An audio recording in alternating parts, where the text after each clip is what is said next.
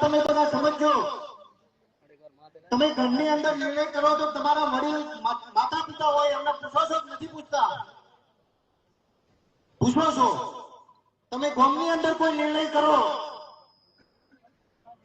તો તમે ગામના આગેવાનોને કોઈ નિર્ણય કરી પૂછો છો નથી પૂછતા?